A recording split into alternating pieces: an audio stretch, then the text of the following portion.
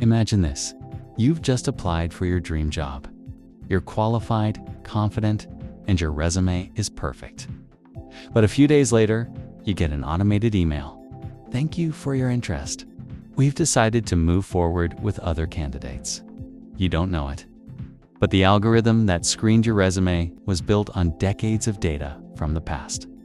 And in that data, there's a ghost from another era. A bias that just saw your name and decided you didn't fit the mold. This isn't science fiction. This is happening right now, every day.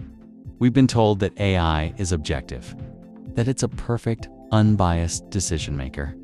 But what if that's the biggest myth of the digital age? What if the algorithms we trust to be flawless are simply holding up a mirror to our own deepest flaws? This video isn't about blaming the machines. It's about looking at ourselves. We'll explore why AI bias isn't just a coding problem, but a human problem. We'll look at the real-world consequences, and most importantly, we'll ask the big question: can we make AI truly fair? Part 1. The myth of the objective algorithm. The promise of AI was simple. It would eliminate human error and emotion. It would be cold, hard logic, making decisions purely on data. But here's the problem. AI doesn't create data. It learns from it. And the data we have collected throughout history is anything but objective. It's filled with the biases of our society. Take the famous example of Amazon's hiring tool.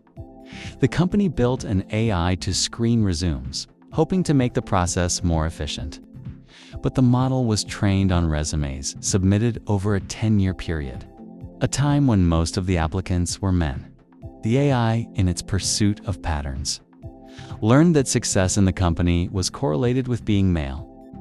It started penalizing resumes that included the word women's or listed attendance at women-only colleges. The AI wasn't racist or sexist. It was simply a perfect reflection of a biased reality. This is the central paradox. The more data we feed an AI, the more it learns our prejudices.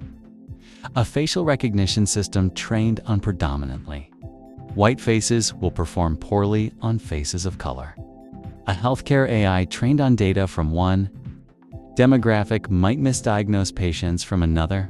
The AI doesn't lie. It just tells the truth about the data it's given.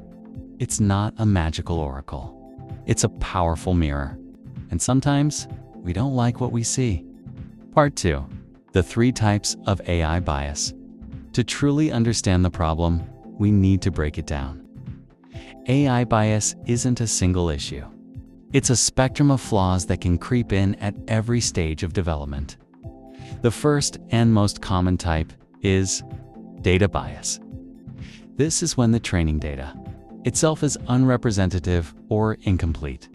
For example, if you train an AI to recognize what a beautiful face is, and you only feed it images of one ethnicity or one body type, it will conclude that those are the only standards of beauty. The problem isn't with the algorithm's intelligence. It's with the narrowness of its view. It's like asking a child who has only ever seen apples what a fruit is, and then being surprised when they think a banana is not a fruit. The second type is algorithmic bias. This is more subtle. This happens when the algorithm's design or its mathematical rules cause a skewed outcome, even with good data.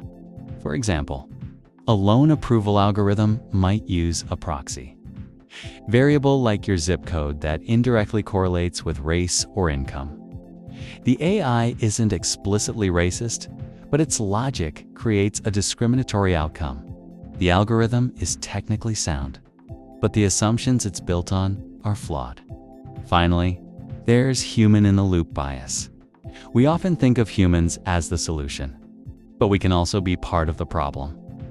A human reviewer might be asked to override an AI's decision, but if that human has their own unconscious biases, they may only overrule the AI when it contradicts their pre-existing beliefs, a phenomenon known as confirmation bias. We're not just creating the biased data. we are also sometimes reinforcing the biased outcomes. The system is a loop, and in that loop, we are the most unpredictable variable. Part 3. The solutions and the future. So, is all hope lost? Are we destined to build a future of biased, automated injustice? No, the revolution in AI isn't in its power. It's in our ability to guide it. The field of ethical AI is one of the fastest growing areas of research, and it's focused entirely on solving these problems.